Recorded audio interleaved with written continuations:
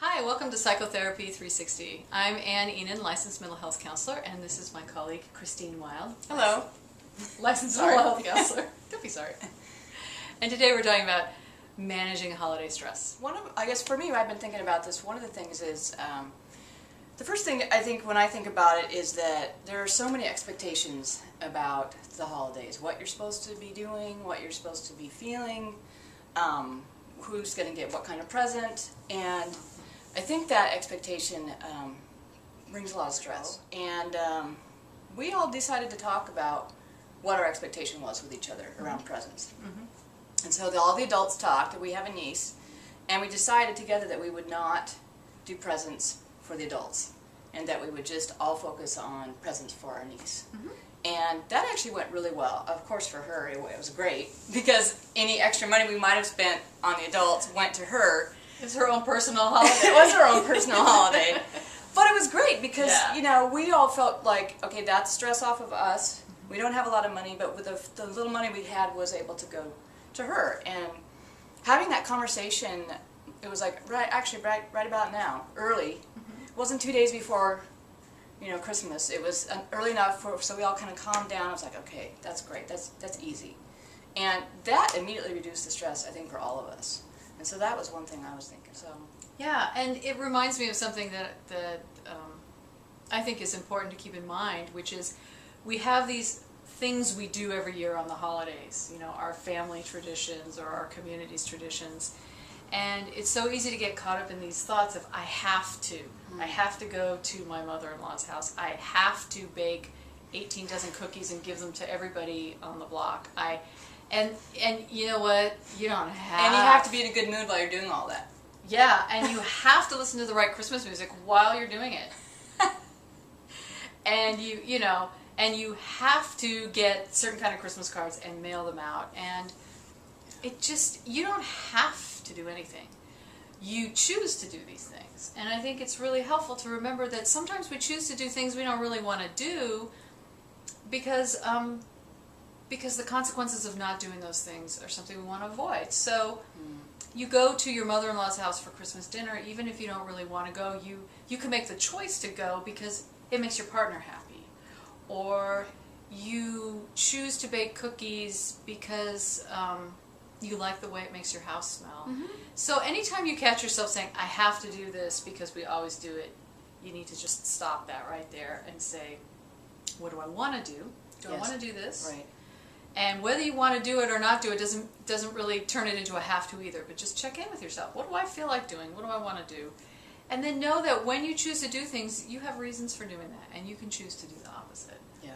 I would say also that if you're doing something like you're making cookies and maybe you're a little stressed out because you're making cookies, instead of focusing on the stress, focus on the moment that you'll be giving those. Right. And think about that while, oh, this is going to be so nice because so-and-so loves my pecan pie or my chocolate chip cookies. And so instead of focusing on, oh my God, it's 9 o'clock at night and I am freaking out, it's like, take a minute and just be like, you know what, I cook really good cookies and I'm really happy that I'm able to share this with the people I love. And so I think even when you're stressed, you can stop and refocus what you're thinking about. Right. And so that then you're then having an enjoyable time again doing whatever you're doing, even if it's 9:30 at night.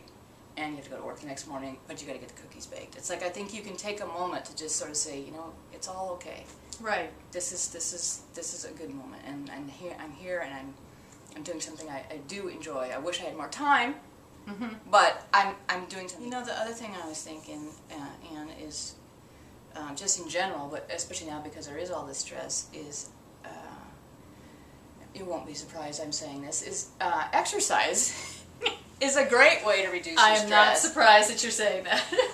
So, one thing I think is if you can get some of your stress out physically, that's really going to help. Even if you're not somebody who exercises, you don't go for a run, you don't swim, you don't bike, whatever, you don't do any of that.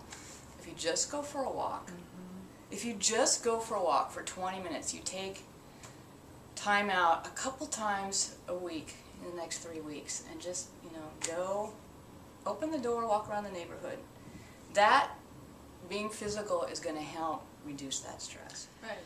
The other thing that I think about this time of year is if you've lost somebody or if you've had a loss, so if someone you love has died or a relationship has ended or you've lost a job or there's been a significant change, it's going to affect your experience of the holidays. Yeah. And you might not feel like doing as much, or Right. you might not get the same kind of enjoyment out of the things Yes. you do. It doesn't mean your holiday is ruined. It No. just means your holiday is different. And I think when we are grieving losses or grieving change, it gives us a chance to be with ourselves in a very kind, gentle way, a Yes. way that we wouldn't otherwise be. Yes. And so maybe your Christmas doesn't include all the activities that it usually had. Right. But the ones that it does include can be very sweet. I think that's the other thing, is remembering what this whole holiday season is about. It's about being kind. It's about being giving. And appreciating yeah. what you have. Right. Even if you've lost, someone or lost a job. There are a lot of things still that you do have, and it's important to remind yourself of that and appreciate that. And to focus on that. And to focus on that. Yeah. And to give yourself the opportunity to just check in with yourself and say, what do I feel like doing? How do I want to spend these holidays this year in light of this loss? And the answers that come to you might surprise you. Yeah, your holiday might be very different this year, and that's okay. And again, I think the thing that we're really, emphasizing today is you don't have to trap yourself into a version of how your holiday should look. You literally can let yourself out of that.